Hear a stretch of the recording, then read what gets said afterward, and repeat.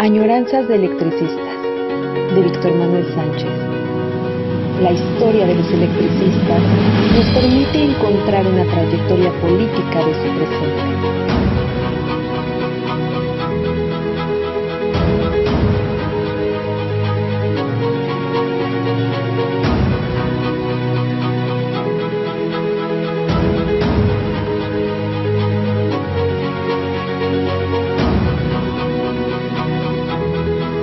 Comenzamos. Bueno, en otro lunes de 2025 retomamos de nueva cuenta en lunes para todos ustedes la historia del ESME y que le hemos llamado Añoranzas de Electricistas. Es propiamente, como su nombre lo indica, extrañamos, recordamos otras épocas, momentos históricos, y por eso cuando ahora tratamos los 110 años, reconocemos que es momento de eh, repasar, estudiar, como se diría, mirar hacia atrás y ver qué tanto hemos seguido los pasos de aquellos momentos que hemos considerado trascendentes, encrucijadas de la historia del sindicato, como 1915. ¿Qué tanto sabemos de ese año? O 1935 y 36.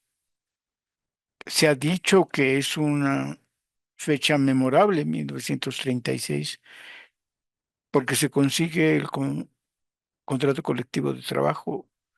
Hemos agregado el mejor contrato colectivo de trabajo. ¿Quién de los trabajadores lo conoce ese contrato colectivo? ¿Cuántos saben cómo fue la huelga de 1936? De los 10 días. Y recuerda uno el libro de los 10 días que conmovieron al mundo, podríamos decir, por lo menos los 10 días que conmovieron a los electricistas. ¿Cuánto sabemos de esa época, de ese momento? A lo largo del trayecto histórico se ha dicho que quien impulsa y se beneficia de aquellos tiempos es Lázaro Cárdenas, que se crea la política de masas. Y uno se pregunta si sabemos qué significado tiene esa conceptualización, esa categoría política de masas. ¿Fue de verdad una política desde el Estado, desde el propio Cárdenas, para con las masas trabajadoras, o es diferente? ¿No? ¿Cómo se percibe, cómo entendemos el contrato colectivo de 36? El gran argumento es que dice que se peleó no por dinero, no fue un contrato colectivo que tuviera como base el salario y el beneficio económico para los trabajadores. Y entonces, ¿qué hay en el contrato colectivo de trabajo? Aparece ya la jubilación, que quizá de manera concreta es dinero, o de manera vulgar es dinero, pero es jubilación. Han dañado a las jubilaciones en tiempos no liberales, perdón, de manera cruenta. La magnífica cláusula que significaba trabajar 30 años y jubilarte se convirtió en trabajar hasta los 65 años. Ya nadie se va a poder jubilar después de 30 años de trabajo. Eso es importante. Es dinero, es un tiempo de descanso ganado, es un trabajar de manera eficaz, eficiente y productiva. ¿Qué es? Y parece que desconocemos la importancia de tener un contrato colectivo que no buscó dinero. ¿Y eso qué significado y dónde se refleja en el contrato colectivo? Y entonces las añoranzas se convierten en esas preguntas. ¿Qué sabemos del movimiento de Verónica o de los resultados concretos? ¿Se dan inmediatamente en el contrato colectivo o se van a dar hasta 1956? Y entonces uno se pregunta, ¿qué pasó en 1956? 4 años, diríamos, de que se echara al comité central de Juan José Rivera Rojas. ¿Qué pasó? ¿Qué sabemos? ¿Por qué hubo necesidad de correr al comité central y comisiones autónomas de Juan José Rivera Rojas? ¿Qué pasó en esa década del 42 al 52? ¿Qué con la nacionalización? Estos son los motivos, digamos, de crear las añoranzas electricistas. Para tomar una parte, una gota del mar inmenso de 110 años y que podamos comprender, en la medida de lo posible, podamos aprender, tener conciencia clara de lo que pasó y saber aprovechar ese conocimiento hoy, ahora, hacer un repaso de nuestros pasos por el sendero que hay que seguir recorriendo, un sendero que se podría decir el destino del ESME.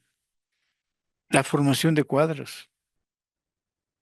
Recién revisaba yo algunas revistas y me encontré una del 2019 donde dice que se acaba de iniciar el taller de formación política con el nombre de un compañero en ese tiempo que sale en la revista ya jubilado y ahora falleció, Pérez Vázquez. José Manuel Pérez Vázquez se le puso a eso y era dice ahí un taller de formación política, que por cierto así le llamaba el propio camarada. Y sin embargo, lo que él entendía por taller de formación política, en realidad era una presentación de una persona que sabe, seguramente sabe, pero que solo habla, explica, dice, quien domina la escena de la formación política es una persona. Eso no se llama taller. Se lo discutí personalmente a Pérez Vázquez y discrepábamos rotundamente y yo le criticaba de manera directa que me decía algo tan simple que cambian el título. Si tanto trabajo resulta hacer un taller, cambian el título. Sí, le puede llamar formación política si quiere a secas y que no le ponga título, pero lo que van a hacer son clases o conferencias de una sola persona. El que sabe repite su saber y por ese simple hecho de repetir su saber, los otros han aprendido, comprendido y ya, porque lo dijo él. Pero ¿cuánto de eso captaron los presentes, los asistentes?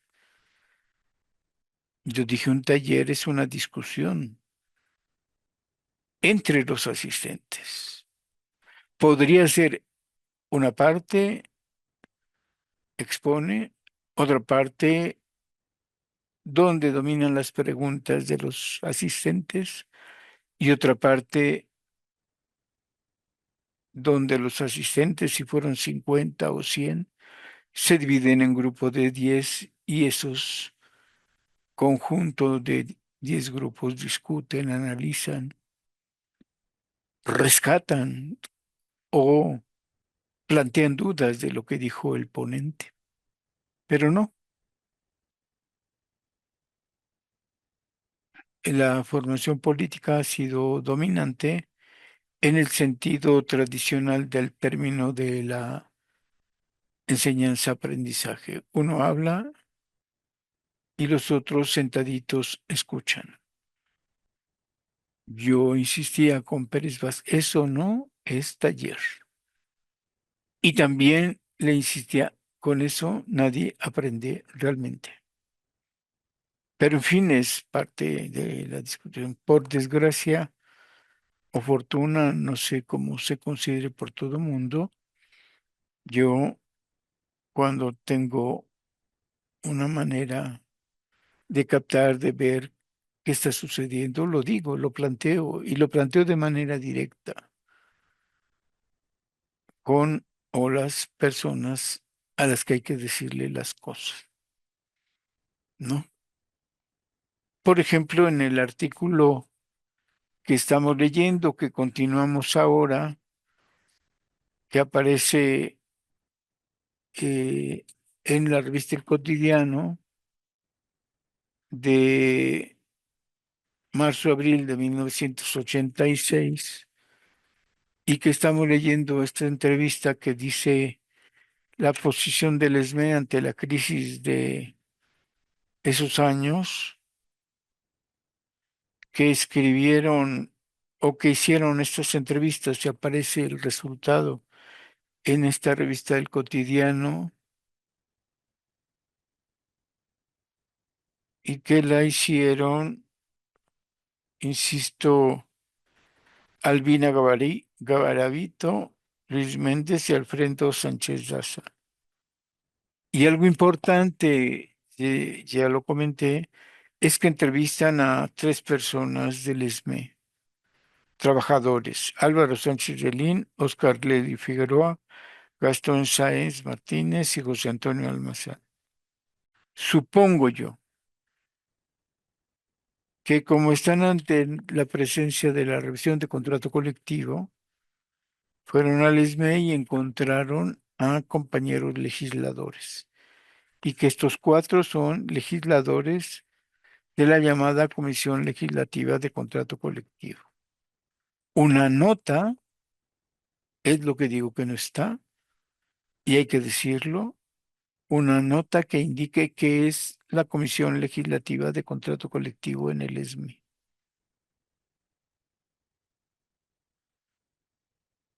¿Cuántos eran los legisladores? Seguramente 300 o más. Y entonces es reconocer que es la única organización donde se prepara el contrato colectivo a través de compañeros representantes de todos los departamentos de trabajo y centros de trabajo, todos y cada uno donde la gente trabaja, los departamentos donde trabaja. Eso ya es una diferencia. ¿Cómo se prepara el contrato colectivo en cualquier otro sindicato? Una comisión del comité o 3, 4 encargados de las funciones sindicales, de las carteras. Y aquí son los trabajadores de base quien van a hacer la propuesta, y durante el contrato son electos estos legisladores de contrato de noviembre, diciembre, hasta cuando se firme el contrato colectivo, hasta marzo.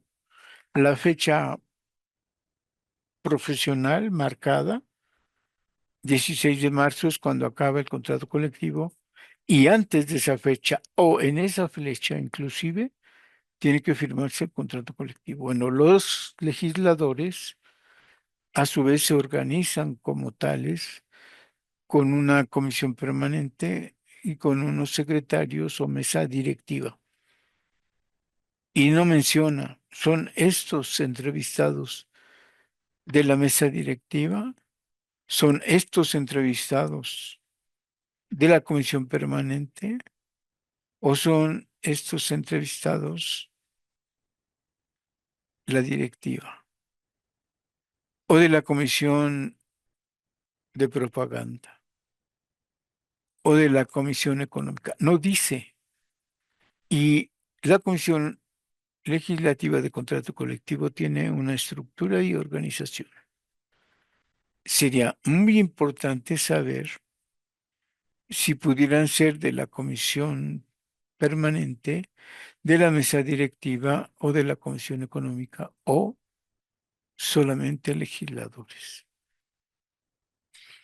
No lo dice. Dos de los legisladores que aparecen, bueno, de los entrevistados, yo estoy suponiendo que son legisladores de contrato colectivo de trabajo. A todos ellos los conocemos y de dos en especial tenemos sus asegúnes. Pero en fin,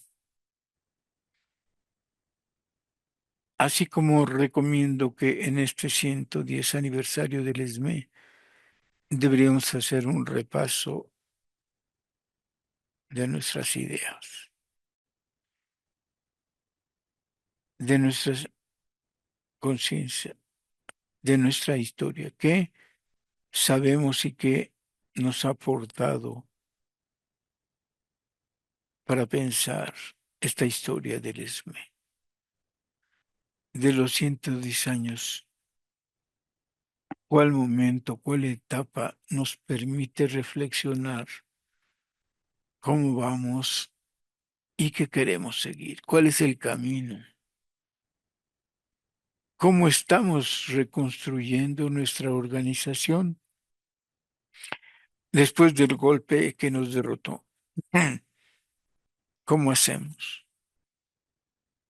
¿Cada cuándo nos estamos reuniendo compañeros del departamento o incluso tenemos asamblea departamental para poder discutir la formación política o el camino al que queremos llegar? ¿Hemos hecho alguna vez una reflexión de alguna época histórica?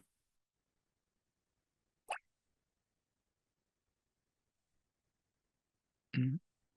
En fin, es la idea que uno le viene a la mente cuando la organización ha cumplido 110 años. En realidad es la idea que debe uno venirle a la mente como actividad política, precisar, concretar nuestra conciencia, nuestro pensamiento como trabajador de un sindicato ciertamente histórico porque es el más antiguo, es el único antiguo de la República Mexicana y tiene y ha resistido los embates de los distintos procesos. Y ese es el punto. ¿El ESME ha sido autónomo e independiente con todos los presidentes de manera igual o ha sido desigual? ¿Con quién más y con quién menos? ¿Con qué presidente más y con quién menos?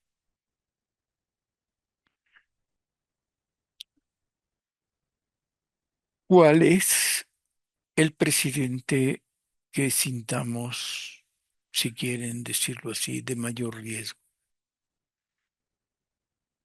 Miguel Alemán, Raúl Salinas de Gortari,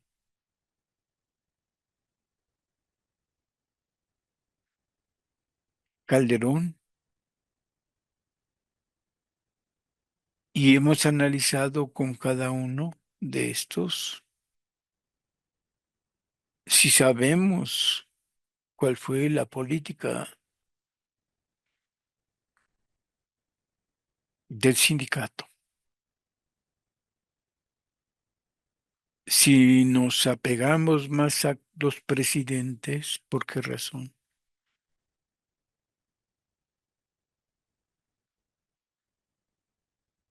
Y cada una cosa que leemos, que sabemos, que tenemos en mente, que vemos, cada documento del ESME que conozcamos, una revista antigua de Lux,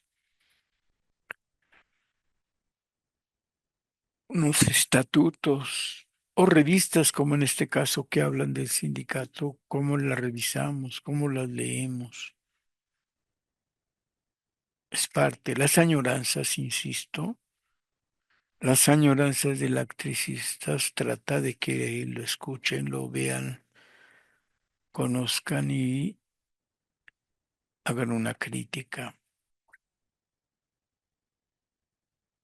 Dos críticas. A quien les habla por la manera y por la puntualidad que dijo o no aclaró de manera especial la temática y personal de sabemos de este asunto, cómo fue, qué podemos volver a investigar. En fin, nos quedamos en este artículo que seguramente acabamos ahora, la lucha por la salud en la revisión del contrato colectivo de 1986. Dice los entrevistados, el sindicato ha tratado de monetizar lo menos posible los riesgos o las condiciones de trabajo. Pero desafortunadamente el Estado capitalista mexicano tiene como premisa fundamental la mercantilización, o sea, la monetarización del cuerpo humano, con lo cual todavía se desvía cualquier principio fundamental humanitario, lo que significa un trabajador y las condiciones en las que confiere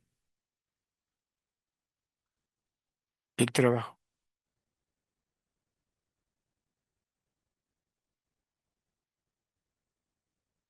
Es complicado.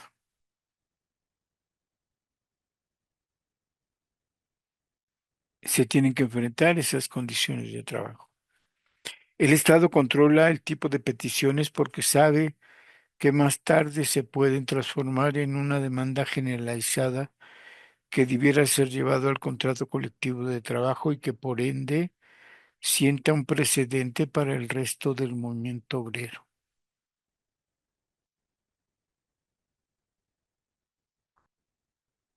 No aclaran siquiera que en realidad quizá donde el Estado intervenga de manera esencial sea en los sindicatos de empresas de Estado, no en general, pero bueno, eso dice,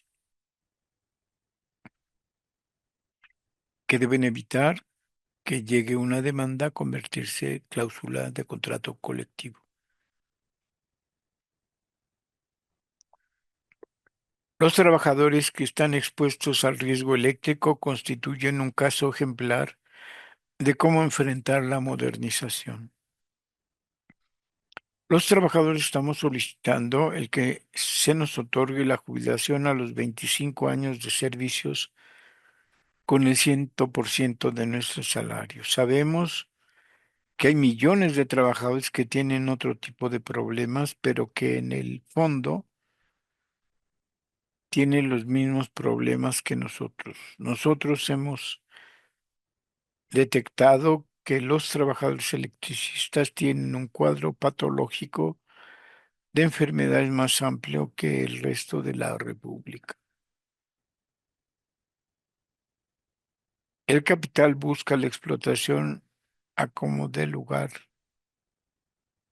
dicen estos trabajadores. Lo que está planteando el Sindicato Mexicano de Electricistas es un ofrecimiento a nuestro movimiento obrero en materia de salud. investigar qué relación guarda el trabajo con con la enfermedad de que morimos, cómo morimos, qué relación existe entre el accidente, qué repercusiones tiene el accidente, incluso en la propia productividad o en la salud del trabajador. Condiciones que no son absurdas, que no son abordadas de manera bilateral, con seriedad y que siempre han sido reducidas al ánimo de platiquitas y papelitos.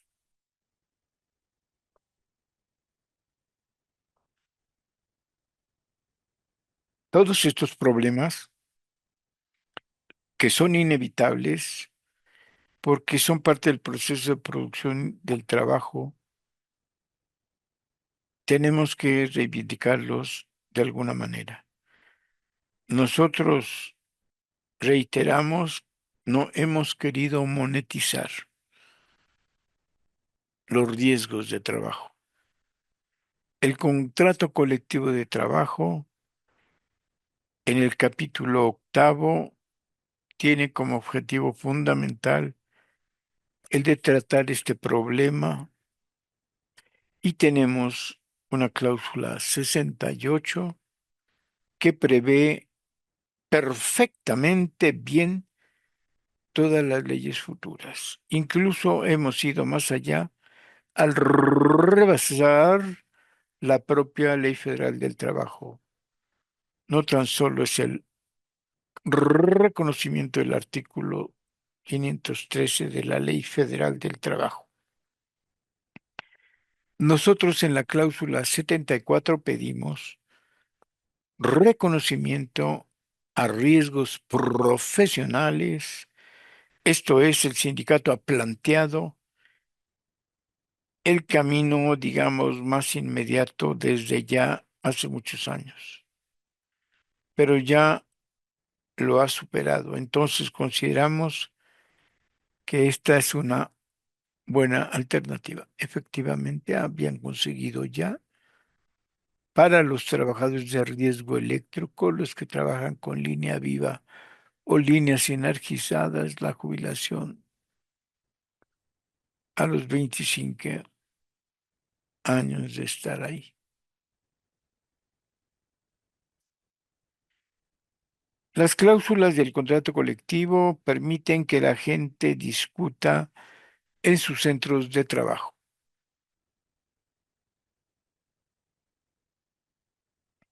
sobre cómo hacer el trabajo, de qué manera realizarlo y permite hacer variar las decisiones de las administraciones. Esto es lo que está en el juego actualmente, en lo que está en jaque para evitar y en jaque para ellos. Queremos mayor control del proceso productivo. No se manifestó antes a causa de las prestaciones que conforman buena parte del salario compuesto, los que han resultado un amortiguador de la lucha reivindicativa. Dicen que no quieren monetizar, pero en este párrafo insisten en que han sido años de preferir salario, economía, que a la salud. Por ejemplo, este sindicato no había sido agredido. Se nacionaliza en 1960 y las agresiones comienzan. Bueno, históricamente el sindicato siempre ha sido agredido, no sé por qué, pero quieren hacer una diferenciación notable. Vale, como ejemplo, como didáctica, vale. Dicen que no habían sido agredidos. La tendencia democrática lanza un lazo de unidad y es despreciado por la dirección del sindicato. Inmediatamente que se viene una política de agresiones hacia el ESME. Entonces el ESME impide que ese colchón, ¿qué significa el contrato? Se elimine, que siga siendo muy importante, aunque haya reducido su capacidad de defensa, y eso a la gente lo pone a pensar, la pone, perdón. Miren la palabrita, esto es una encrucijada. Todo depende de la capacidad de las corrientes de opinión amplias, democráticas, de la capacidad de la vanguardia de este sindicato de estructurar una salida y la sensibilidad de una parte de la burocracia que no es como la burocracia de la CTM o de la burocracia de otros sindicatos. Es una burocracia muy especial. Es una burocracia sujeta a un mandato estatutario estructural que siempre está con esa guillotina sobre su cabeza, y depende también la expectativa real que la base plantea. Es una situación muy compleja que se requiere, por ejemplo, y se refleja cuando la dirección firma un acuerdo, lo comienza a aplicar, una legislativa electa discute el problema y casi a un año de su aplicación dice que no nos conviene.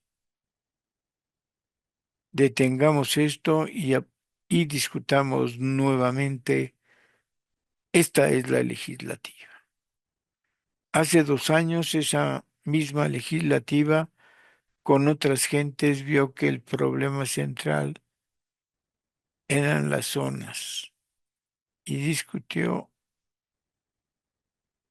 plantear una política muy mediatista para resolverlo.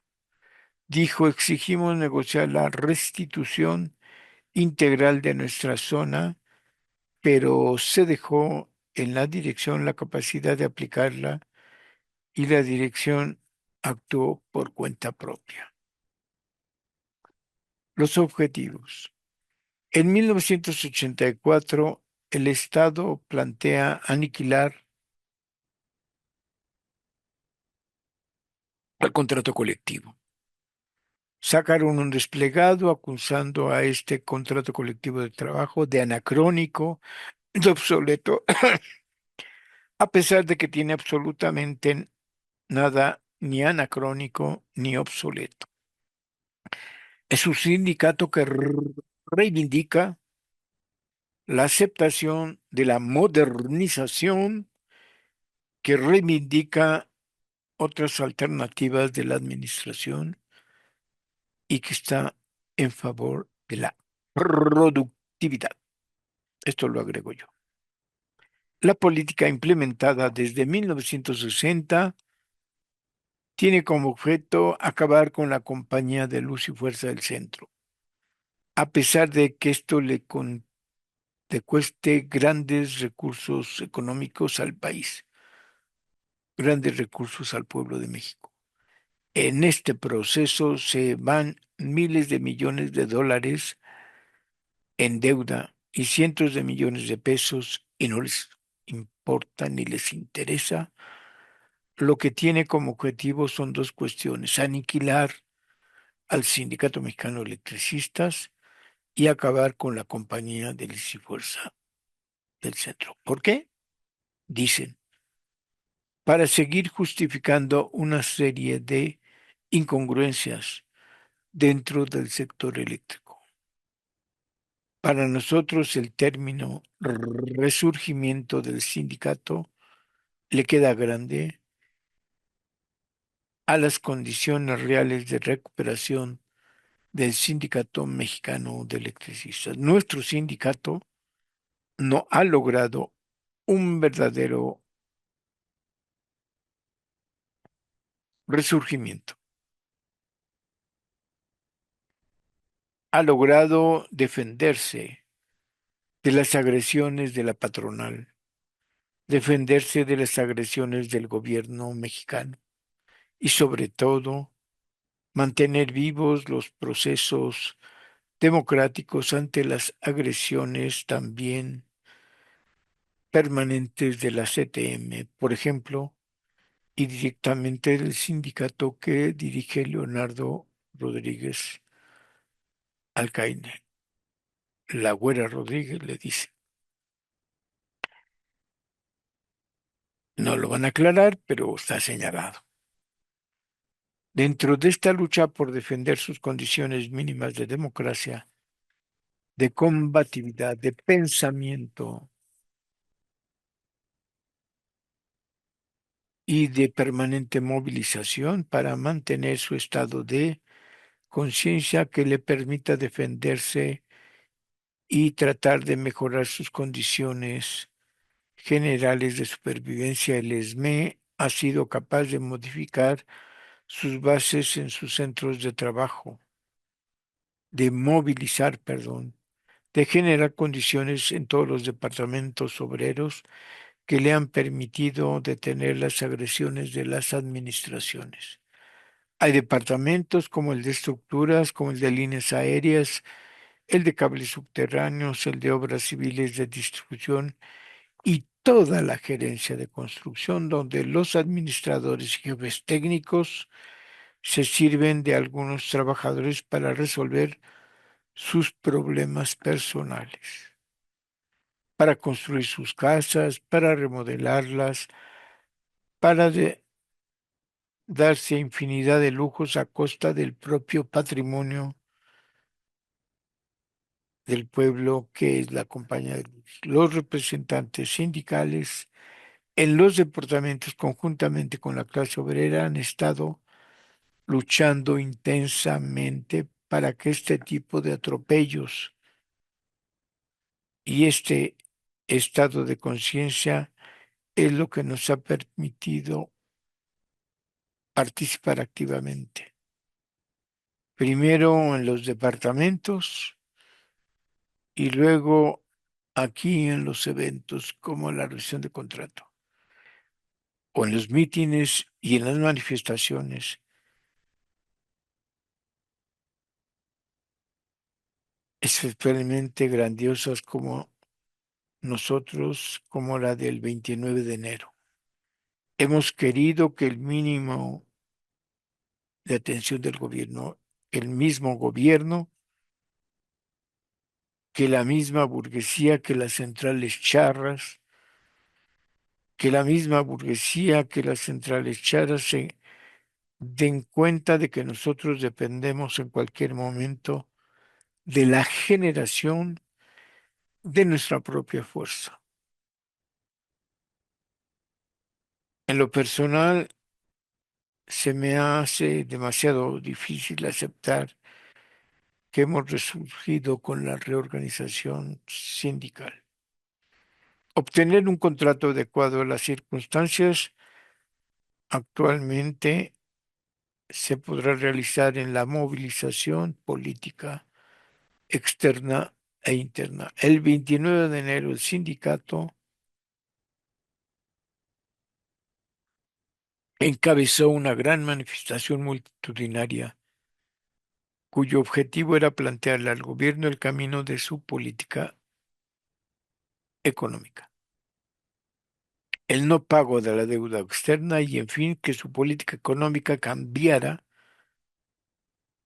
porque únicamente ha recargado la crisis sobre la espalda de los trabajadores, de tal manera que el porcentaje del ingreso bruto por parte de los trabajadores es apenas el 27%. En cambio, el capital tiene el 55% y el gobierno el 12,4%, según las propias estadísticas oficiales.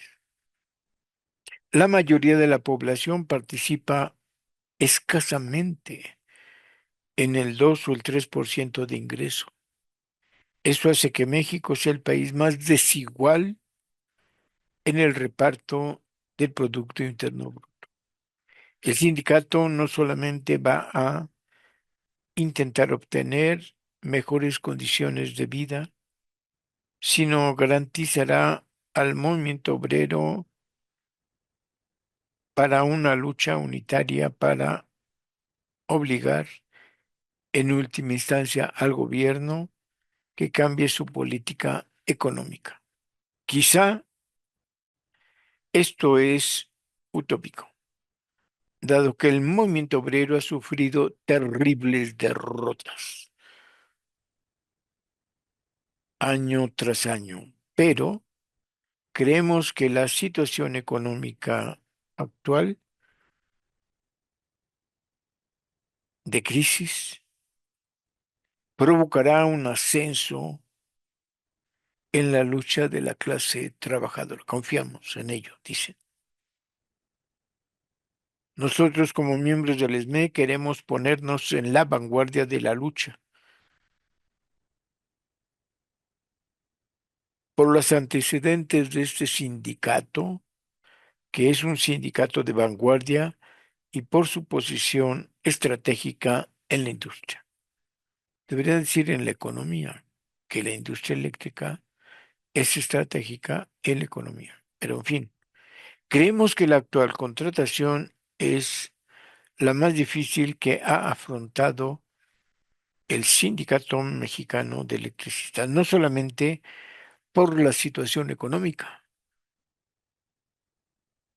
sino por la situación política frente al gobierno más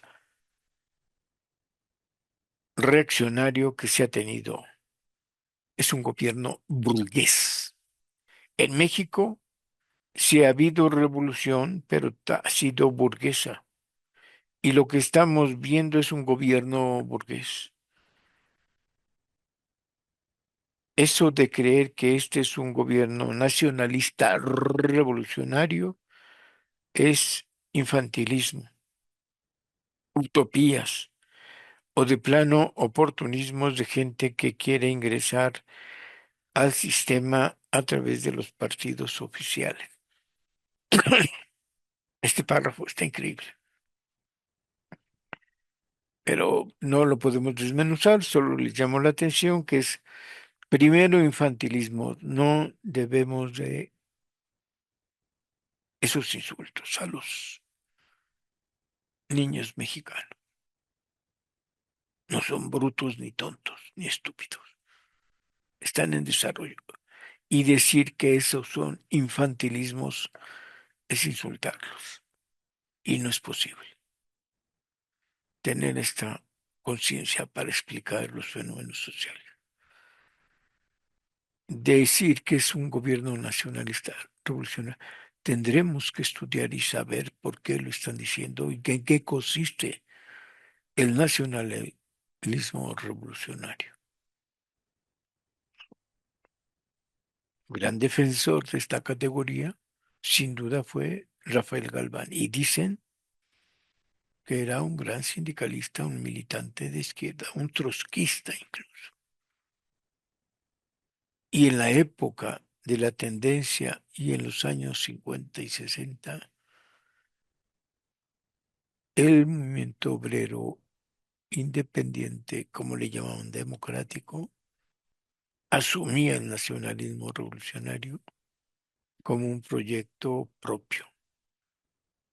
Y sería interesante este párrafo, saber si estamos entendiendo algo y qué estamos entendiendo. Pero las tres palabras que hemos leído están mal. Y después dice, gente que quiere ingresar a los partidos políticos. Otra vez, ¿qué sabemos de los partidos políticos? ¿De qué partidos políticos hablan? ¿Qué sabemos de ellos? ¿Qué características tienen?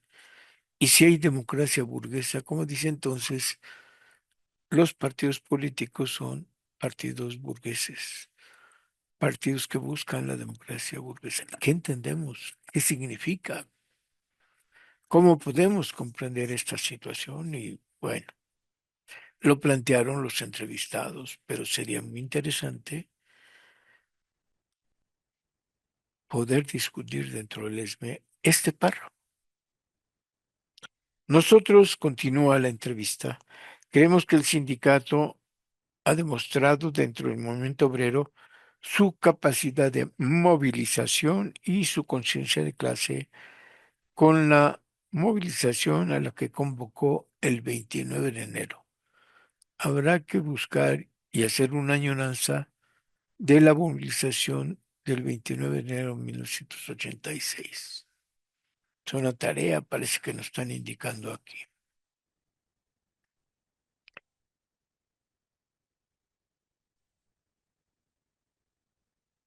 Haber estado concentrados ese día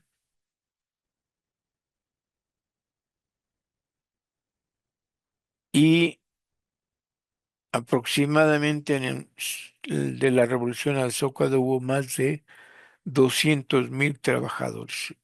En esta manifestación, el Sindicato Mexicano de Electricistas dejó sentir que con toda claridad que su presencia dentro del contexto del movimiento obrero de ninguna manera es, como muchos quieren hacerlo aparecer, un sindicato decadente, un sindicato inmerso en la corrupción o un sindicato sin alternativas. Definitivamente no, no, dicen ellos. El Sindicato Mexicano de Electricistas es una organización que conserva una estructura muy sólida a pesar de los dirigentes que le han desviado su conducta y deberían de poner dos, tres apellidos para que sepamos quiénes son los que lo han desviado en esa conducta sindical. Bueno, continúa. Ha sido capaz el sindicato, en base a esta estructura y de su conciencia colectiva, mantenerse firme dentro del movimiento obrero y soportar incluso la indiferencia y a veces las agresiones casi directas de organizaciones como la CTM y últimamente el propio Congreso del Trabajo. Pues resulta que esta parte final del artículo,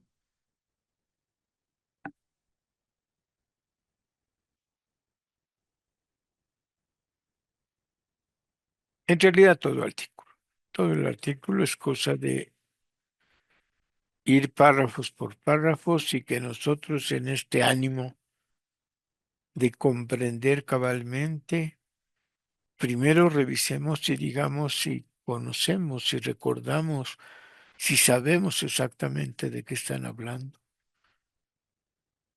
cuáles son las cláusulas. Al inicio del artículo, como una presentación, los entrevistadores pusieron una serie de propuestas, de demandas para la relación contractual.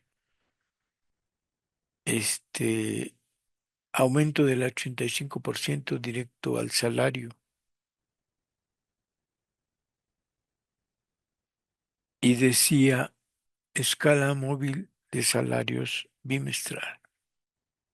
Ya con esto tendríamos que estudiar qué sabemos de qué significa esta propuesta, esta demanda de escala móvil de salarios y de manera bimestral.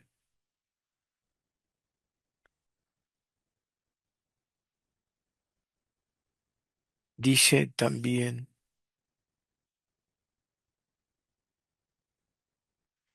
que va a haber una solicitud de ampliación de las prestaciones en despensas, en ayuda de transporte, en ayuda para renta, en programa habitacional, en el aguinaldo, en las vacaciones y en el ahorro.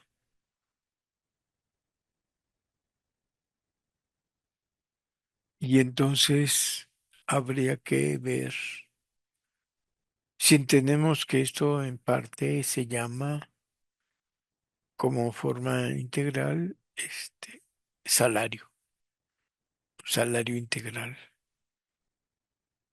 Y el salario, podríamos decir, nominal de base o bruto, y el salario integral, y saber qué es, qué cláusulas lo integran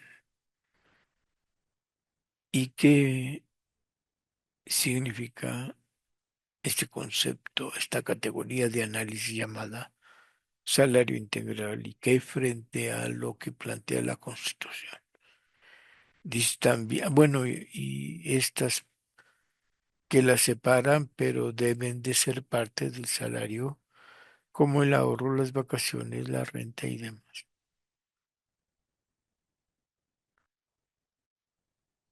Esto incluso pudo haber sido aclarado en una nota del artículo hecho por ellos. Y dice que se está pidiendo la propuesta de jubilación a 25 años de los hombres que trabajan en riesgo eléctrico, que se está promoviendo la movilidad frente al aumento de productividad, es inmovilidad y a su vez movilidad en otros centros de trabajo para evitar el despido, que el despido no debe aceptarse ni siquiera justificadamente.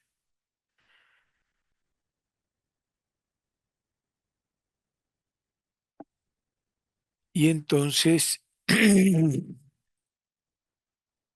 es lo que debería de plantearse bien con aclaración, que otro de los puntos sea control sobre el presupuesto de compañía de luz. ¿Cómo?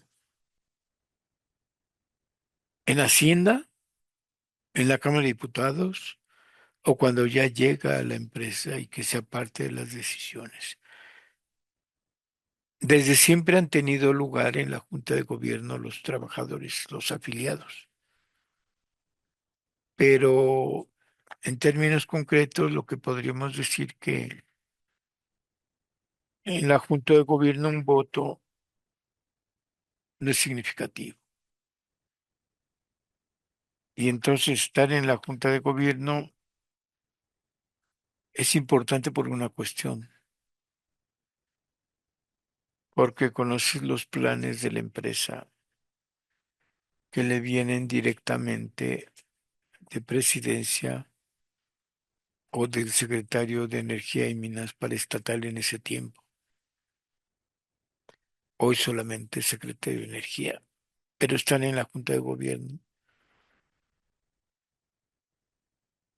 te da información. Y claro, puedes debatir, discutir, pero si de repente consideran que aunque esté moderada y razonable la propuesta del debate, pueden con una señal entre todos votar en contra. En fin,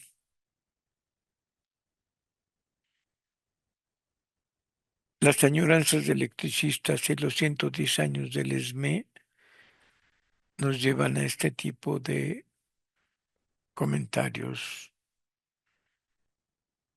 de revisiones acerca de lo que sabemos y de enmendar caminos si es necesario retroceder dos, tres pasos, hay que saber retroceder y si es necesario fortalecer a través de formación política, tendremos que reconocer precisamente que la formación política es muy importante. Y yo diría, agregando al comentario inicial, que pues ya si no hay nada a eso que le llaman talleres de formación política, que se hagan.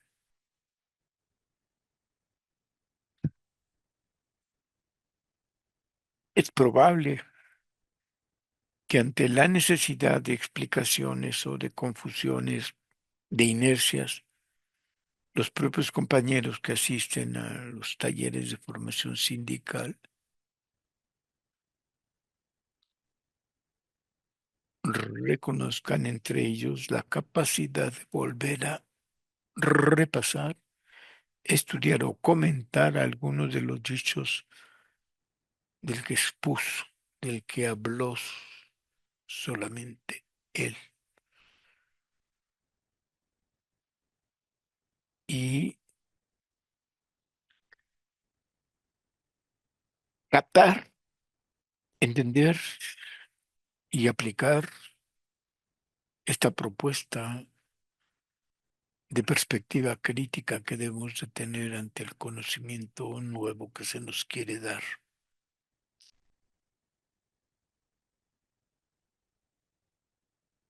De hecho, aun cuando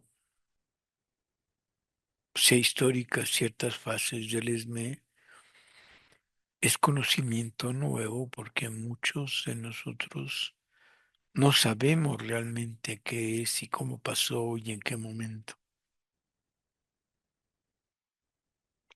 Es como decirles quién se acuerda de esta revisión de contrato colectivo, de la gran marcha del 29 de enero.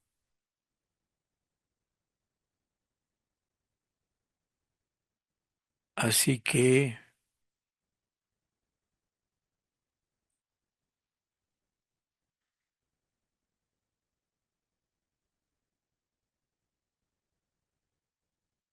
tenemos que mirar, tenemos que pensar, tenemos que estar al pendiente de estos. Insisto, son 110 años del sindicato. Y es muy probable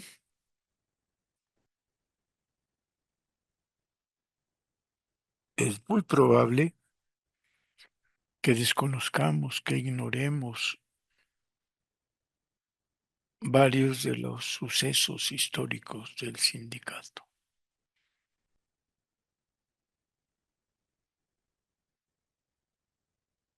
Y saber que debemos de contar con conocimiento previo para poder tener oportunidad de hablar, de comentar,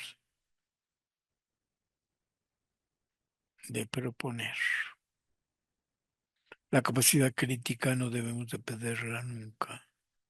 Y debemos de reconocer efectivamente cuánto conozco yo de mi sindicato.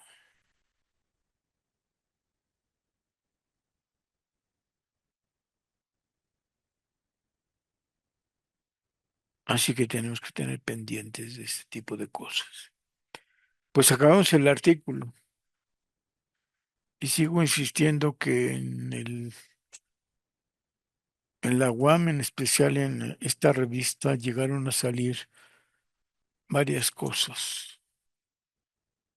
Se me olvidó comentar, y si quieren se los digo, es que la revista tiene unas notas de color azul.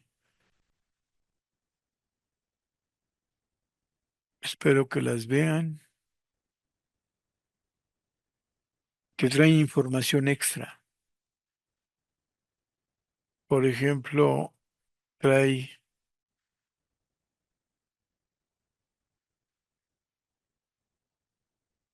la membresía que se tiene en la CTM y en el Congreso del Trabajo, cuántos afiliados tiene cada organización.